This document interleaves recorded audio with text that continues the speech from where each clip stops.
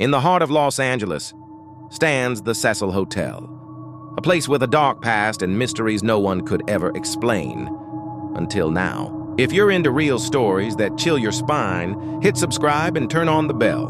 What you're about to see is unsettling. The hallway looks empty, but something about the silence feels wrong, like the walls are watching.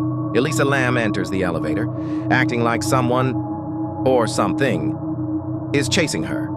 Then she vanishes. The rooftop door, locked and alarmed, but somehow it opened.